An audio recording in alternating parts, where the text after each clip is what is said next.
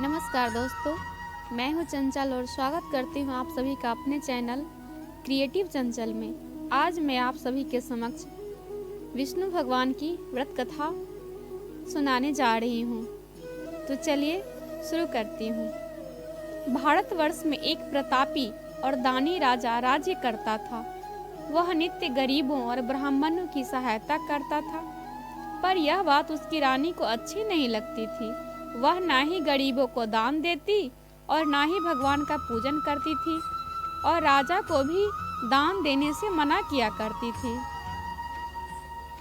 एक दिन राजा शिकार खेलने वन को गए हुए थे तो रानी महल में अकेली थी। उसी समय बृहस्पति देव साधु वेश में राजा के महल में भिक्षा मांगने के लिए गए और भिक्षा मांगी। रानी ने भिक्षा देने से इनकार किया और कहा, हे साधु महाराज, मैं तो दान पुण्य से तंग आ गई हूँ। मेरा पति सारा धन लुटाते रहते हैं। मेरी इच्छा है कि हमारा सारा धन नष्ट हो जाए और न रहेगा बांस और ना ही बजेगी बांसुरी। साधु ने कहा, हे देवी, तुम तो बड़ी विचित्र हो। धन संतान तो सभी चाहते हैं, पुत्र और लक्ष्मी तो पापी के घर भी होने चाहिए। यदि तुम्हारे पास अधिक धन है तो भूखों को भोजन दो, प्यासों के लिए प्याऊ बनवाओ, मुसाफिरों के लिए धर्मशालाएं खुलवाओ। जो निर्धन अपनी कुंवारी कन्याओं का विवाह नहीं कर सकते, उनका विवाह करा दो। ऐसे और कई काम हैं जिनके करने से तुम्हारा यश लोक परलोक में फैलेगा। परंतु रानी पर उपदेश का कोई प्रभाव न पड़ा। वह बोली, हे महाराज, आप मुझे कुछ न समझाएं। मैं ऐसा धन नहीं चाहती जो हर जगह बांटती फिरूं। साधु ने उत्तर दिया, यदि तुम्हारी ऐसी ही इच्छा है तो तथास्तु। तुम ऐसा करना कि बृहस्पतिवार को घर लीप कर मिट्टी से अपना सिर धोकर स्नान करना, भट्ठी चढ़ाकर कपड़े धोना। ऐसा करने से आपका सारा धन नष्ट हो जाएगा। इतना कहकर वह साधु महाराज वहां से आलोप हो गए। साधु के अनुसार कई बातों को पूरा करते हुए रानी को केवल 3 बृहस्पतिवार ही बीते थे कि उसकी समस्त धन संपत्ति नष्ट हो गई। भोजन के लिए राजा का परिवार तरसने लगा। तब एक दिन राजा ने रानी से बोला कि हे रानी, तुम यहीं रहो, मैं दूसरे देश को जाता हूँ, क्योंकि यहाँ पर सभी लोग मुझे जानते हैं, इसलिए मैं कोई छोटा कार्य कर भी नहीं सकता। ऐसा कहकर राजा परदेश चला गया। वहाँ वह जंगल से लकड़ी काट कर लाता और शहर में बेचता। इस तरह वह अपना जीवन व्यतीत करने लगा। इधर राजा के परदेश जाते ही रानी और दासी दुखी रहने लगी। एक बार जब रानी और दासी को 7 दिन तक बिना भोजन के रहना पड़ा तो रानी ने अपनी दासी से कहा कि हे दासी, पास ही के नगर में मेरी बहन रहती है, वह बड़ी धनवान है। तू उसके पास जा और कुछ ले आ, ताकि थोड़ी बहुत गुजर बसर हो जाएगी। दासी रानी के बहन के पास गई। उस दिन गुरुवार था और रानी की बहन उस समय बृहस्पतिवार व्रत की कथा सुन रही थी।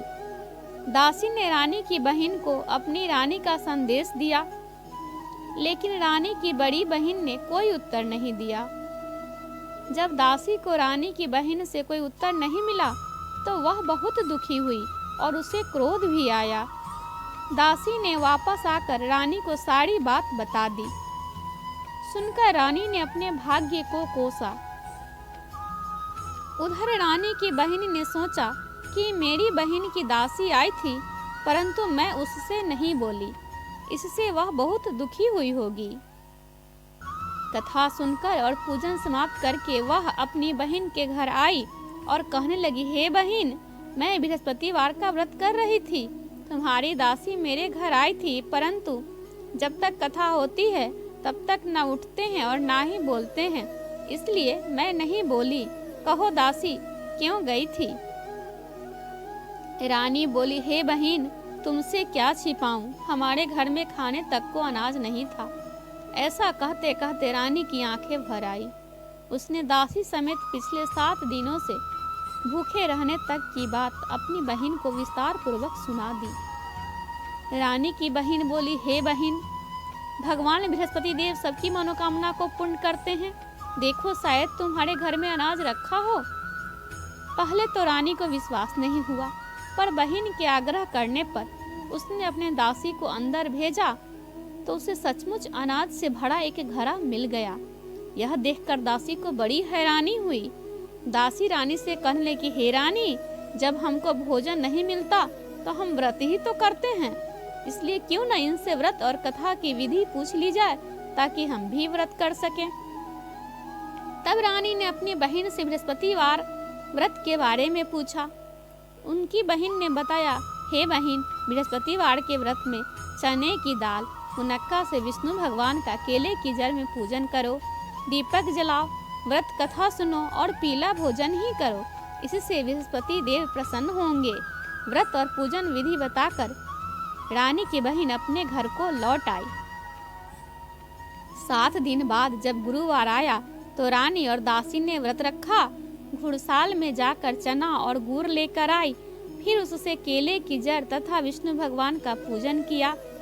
अब पीला भोजन कहाँ से आवे, इस बात को लेकर दोनों बहुत दुखी थे। चूंकि उन्होंने व्रत रखा था, इसलिए बृहस्पति देव उनसे प्रसन्न थे।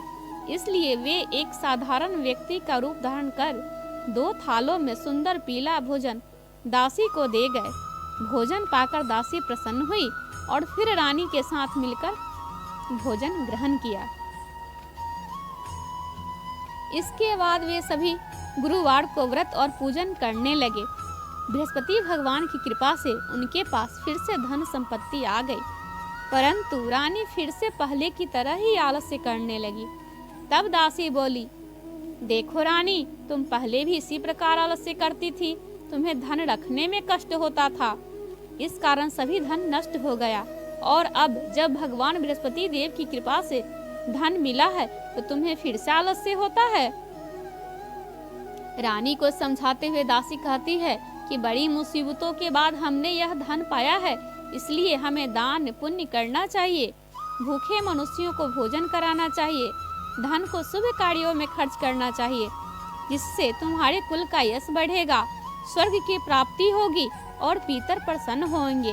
दासी की बात मानकर रानी अपना धन शुभ कार्यों में खर्च करने लगी, जिससे पूरे नगर में उनका यश फैलने लगा। एक दिन राजा दुखी होकर जंगल में एक पेड़ के नीचे आसन जमा कर बैठ गया। वह अपनी दशा को याद करके व्याकुल होने लगा। बृहस्पतिवार का दिन था। एकाएक उसने देखा कि निर्जन वन में एक साधु प्रकट हुए। वह साधु वेश में स्वयं बृहस्पति देवता थे। लकड़हारे के सामने आकर बोले, हे लकड़हारे, इस सुनसान जंगल में तू किस चिंता में बैठा है?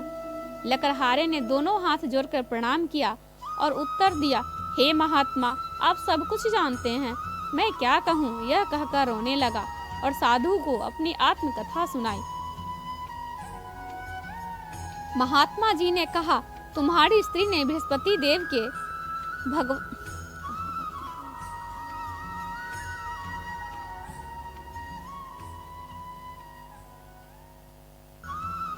महात्मा जी ने कहा, तुम्हारी स्त्री ने बृहस्पति के दिन बृहस्पति भगवान का निरादर किया है, जिसके कारण रुष्ट होकर उन्होंने तुम्हारी यह दशा कर दी।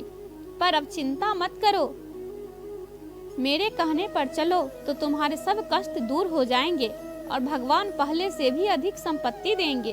तुम बृहस्पतिवार के दिन कथा किया करो। 2 पैसे के चने मुनक्का लाकर उसका प्रसाद बनाओ और शुद्ध जल से लोटे में शक्कर मिलाकर अमृत तैयार करो।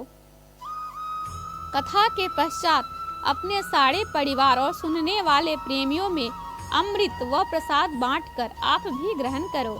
ऐसा करने से भगवान तुम्हारी सब मनोकामनाएं पूरी करेंगे। साधु के ऐसे वचन सुनकर लकड़हारा बोला, हे प्रभु, मुझे लकड़ी बेचकर इतना पैसा नहीं मिलता जिससे मैं भोजन के उपरांत कुछ बचा सकूं। मैंने रात्रि में अपनी स्त्री को व्याकुल देखा है, मेरे पास कुछ भी नहीं जिससे मैं उसकी खबर मंगा सकूं। साधु ने कहा, हे लकड़हारे, तुम किसी बात की चिंता मत करो। बृहस्पतिवार के दिन तुम रोजाना की तरह लकड़ियां लेकर शहर को जाओ। तुमको रोज से दुगना धन प्राप्त होगा, जिससे तुम भली भांति भोजन कर लोगे तथा बृहस्पति देव की पूजा का सामान भी आ जाएगा। इतना कहकर साधु अंतर्ध्यान हो गए। धीरे धीरे समय व्यतीत होने लगा। फिर वही बृहस्पतिवार का दिन आया। लकड़हारा जंगल से लकड़ी काटकर किसी शहर में बेचने गया। उसे उस दिन और दिन से अधिक पैसा मिला। राजा ने चना गुड़ आदि लाकर गुरुवार का व्रत किया। उस दिन से उसके सभी क्लेश दूर हुए। परंतु जब दोबारा गुरुवार का दिन आया तो बृहस्पतिवार का व्रत करना भूल गया। इस कारण बृहस्पति भगवान नाराज हो गए। उस दिन उस नगर के राजा ने विशाल यज्ञ का आयोजन किया तथा शहर में यह घोषणा करा दी कि कोई भी मनुष्य अपने घर में भोजन न बनावे और न ही आग जलावे। समस्त जनता मेरे यहाँ भोजन करने आवे। इस आज्ञा को जो न मानेगा उसे फांसी की सजा दी जाएगी। इस तरह की घोषणा संपूर्ण नगर में करवा दी गई। राजा की आज्ञा अनुसार शहर के सभी लोग भोजन करने गए, लेकिन लकड़हारा कुछ देर से पहुंचा। इसलिए राजा उसको अपने साथ घर लिवा ले गए और ले जाकर भोजन करा रहे थे। इतने में रानी की दृष्टि उस खूंटी पर पड़ी जिस पर उसका हार लटका हुआ था, पर वह वहां दिखाई नहीं दिया। रानी ने निश्चय किया कि मेरा हार इसी मनुष्य ने चुरा लिया है। उसी समय सिपाहियों को बुलाकर उसको कारागार में डलवा दिया। जब लकड़हारा कारागार में पड़ गया और बहुत दुखी होकर विचार करने लगा कि न जाने कौन से पूर्व जन्म के कर्म से मुझे यह दुख प्राप्त हुआ है, और उसी साधु को याद करने लगा जो कि जंगल में मिला था। उसी समय तत्काल बृहस्पति देव साधु के रूप में प्रकट हुए और उसकी दशा को देखकर कहने लगे, अरे मूर्ख, तूने बृहस्पति देव जी की कथा नहीं की, इसी कारण तुझे दुख प्राप्त हुआ है। अब चिंता मत कर, बृहस्पतिवार के दिन कारागार के दरवाजे पर 4 पैसे परे मिलेंगे। उनसे तू बृहस्पति देव की पूजा करना, तेरे सभी कष्ट दूर हो जाएंगे। बृहस्पतिवार के दिन उसे 4 पैसे मिले। लकड़हारा ने कथा कही। उसी रात्रि को बृहस्पति देव जी ने उस नगर के राजा को स्वप्न में कहा, हे राजा, तुमने जिस आदमी को कारागार में बंद कर दिया है वह निर्दोष है, वह राजा है, उसे छोड़ देना। रानी का हार उसी खूंटी पर लटका है। अगर तू ऐसा नहीं करेगा तो मैं तेरे राज्य को नष्ट कर दूंगा। इस तरह रात्रि के स्वप्न को देखकर राजा प्रातःकाल उठा और खूंटी पर हार देखकर लकड़हारे को बुलाकर क्षमा मांगी तथा लकड़हारे को योग्य सुंदर वस्त्र आभूषण देकर विदा कर दिया। बृहस्पति देव जी की आज्ञा अनुसार लकड़हारा अपने नगर को चल दिया। राजा जब अपने नगर के निकट पहुंचा तो उसे बड़ा ही आश्चर्य हुआ। नगर में पहले से अधिक बाग, तालाब, कुएं तथा बहुत सी धर्मशाला, मंदिर आदि बन गई थी। राजा ने पूछा, यह किसका बाग और धर्मशाला है? तब नगर के सब लोग कहने लगे कि यह सब रानी और बांदी के हैं। तो राजा को आश्चर्य हुआ और गुस्सा भी आया। जब रानी ने यह खबर सुनी कि राजा आ रहे हैं तो उन्होंने बांदी से कहा कि हे दासी, देख, राजा हमको कितनी बुरी हालत में छोड़ गए थे। हमारी ऐसी हालत देखकर वह लौट न जाएं, इसलिए तू दरवाजे पे खड़ी हो जा। आज्ञा अनुसार दासी दरवाजे पे खड़ी हो गई। जब राजा आए तो उन्हें अपने साथ घर लिवा लाई। तब राजा ने क्रोध करके अपनी रानी से पूछा कि यह धन तुम्हें कैसे प्राप्त हुआ? तब उन्होंने कहा, हमें यह सब धन बृहस्पति देव के इस व्रत के प्रभाव से प्राप्त हुआ है। राजा ने निश्चय किया कि 7 रोज बाद तो सभी बृहस्पति देव जी का पूजन करते हैं, परंतु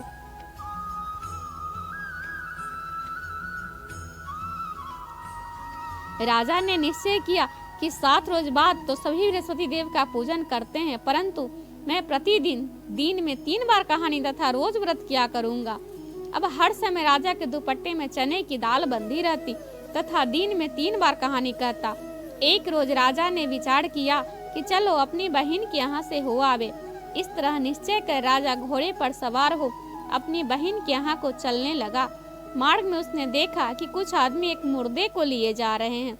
उन्हें रोककर राजा कहने लगा, अरे भाइयों, मेरी बृहस्पति देव जी की कथा सुन लो। वे बोले, लो, हमारा तो आदमी मर गया है और इसको अपनी कथा की पड़ी है। परंतु कुछ आदमी बोले, अच्छा कहो, हम तुम्हारी कथा भी सुनेंगे। राजा ने दाल निकाली और जब कथा आधी हुई तो मुर्दा हिलने लग गए और जब कथा समाप्त हो गई तो राम राम करके वह मनुष्य खड़ा हो गया। आगे मार्ग में उसे एक किसान खेत में हल चलाता मिला। राजा ने उसे देख उससे बोला, अरे भैया, तुम मेरी बृहस्पतिवार की कथा सुन लो। किसान बोला, जब तक मैं तेरी कथा सुनूंगा तब तक 4 हरैया जोत लूंगा। जा अपनी कथा किसी और को सुनाना। इस तरह राजा आगे चलने लगा। राजा के हटते ही बैल पछाड़ खाकर गिर गए तथा किसान के पेट में बड़ी जोर का दर्द होने लगा। उसी समय उसकी माँ रोटी लेकर आई। उसने जब यह देखा तो अपने पुत्र से सब हाल पूछा और बेटे ने सभी हाल कह दिया। तो बुढ़िया दौड़ी दौड़ी उस घुड़सवार के पास गई और उससे बोली कि मैं तेरी कथा सुनूंगी, तू अपनी कथा मेरे खेत पर ही चलकर कहना। राजा ने बुढ़िया के खेत पर जाकर कथा कही, जिसके सुनते ही